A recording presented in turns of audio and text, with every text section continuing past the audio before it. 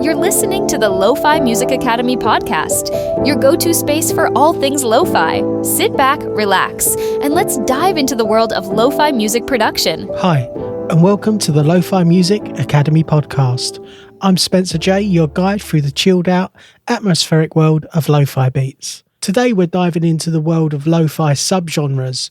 If you've been producing lo-fi music for a while, you've probably noticed that this genre is incredibly diverse, spanning a wide range of moods, influences, and styles. In this episode, we're going to explore some of the most popular lo-fi subgenres out there, from lo-fi hip-hop to chill wave and everything in between.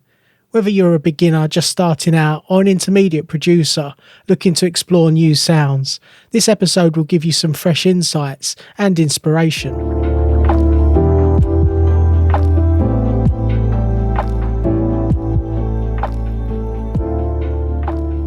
Let's start with the most well-known lo-fi subgenre, lo-fi hip-hop. This is the sound that probably comes to mind when you think of chill beats to study or relax to.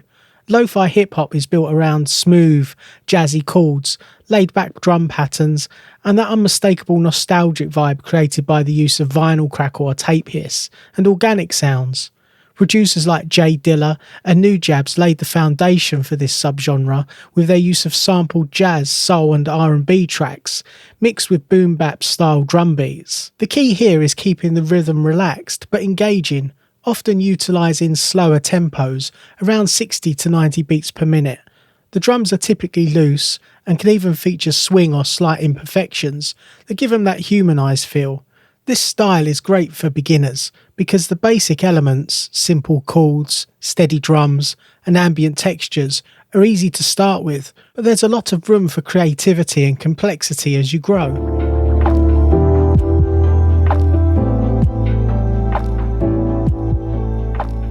Next up is chill wave, a subgenre that overlaps with lo-fi in a lot of ways, but has its own distinct character. Chill wave is all about hazy, nostalgic sounds, often with heavy use of reverb and dreamy synths. You'll notice a lot of washed out pads, soft vocals, and sometimes even elements of 80s synth pop or retro futuristic vibes. In terms of production, chill wave often relies on thick layers of textures and ambience, with melodies that are subtle but atmospheric. It's less about groove and more about creating a mood. If you're into sound design and creating immersive environments in your tracks, chillwave could be the perfect lo-fi subgenre for you to explore. Don't forget to experiment with sidechain compression to make the pads and synths breathe around your drum patterns.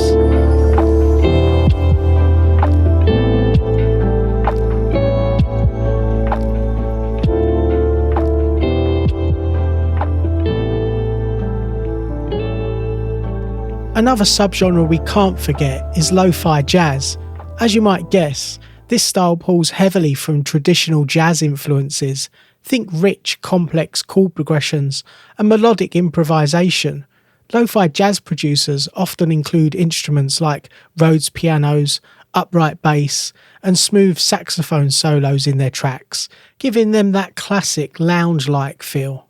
If you're into music theory, this is where you can really flex your skills by incorporating more complex chords like ninths, 11ths and 13ths, and jazz-style chord voicings. But even if you're starting out, don't be intimidated. A simple 2 or 3 chord progression with a jazzy touch can go a long way into creating that laid-back lo-fi jazz feel. This subgenre is perfect if you want to add a bit more harmonic sophistication to your lo-fi tracks.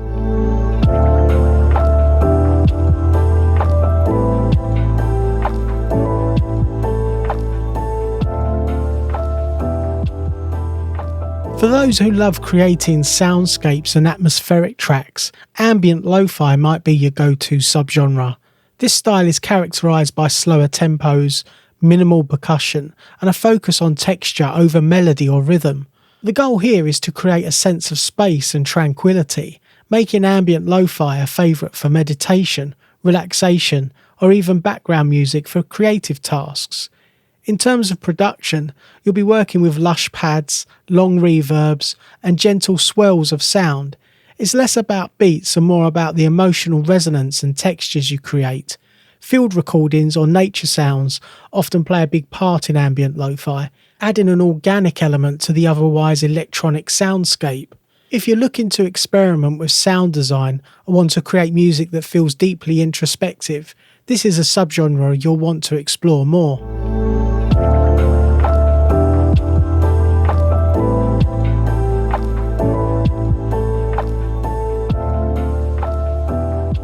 Another subgenre in the lo-fi world is lo-fi R&B, which fuses the smooth, soulful elements of R&B with the laid-back atmospheric qualities of lo-fi. In these tracks you'll hear lush vocal harmonies, silky synth chords, and often slightly syncopated rhythms that give it a groove that's a bit more pronounced than traditional lo-fi hip-hop. Lo-fi R&B tracks are perfect for producers who want to introduce more vocals into their music, as this style often features soft, distant-sounding vocal samples, or even original recordings that are heavily processed with reverb and filters to match the hazy vibe of the music. The key to this subgenre is finding that balance between the intimate, soulful feel of R&B and the relaxed, nostalgic mood of lo-fi.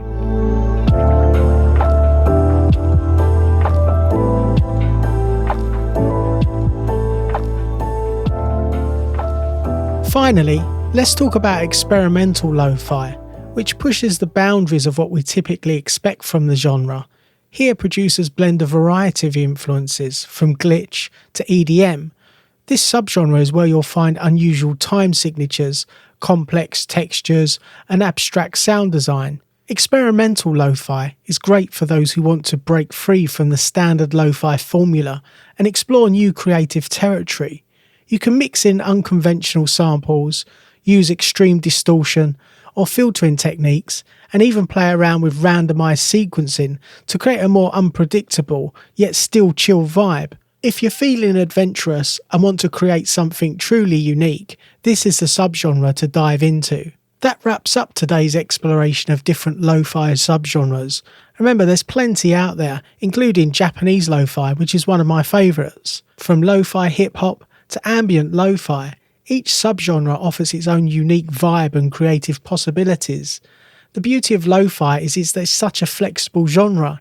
It can be adapted and moulded to fit your personal style as a producer. Whether you're just starting out or you've been producing for a while, I encourage you to experiment with these different subgenres to find what resonates with you. If you enjoyed this episode, please consider subscribing, leaving a review, or sharing it with fellow music producers who might find it useful. Until next time, keep creating, stay inspired, and remember, it's all about the vibe.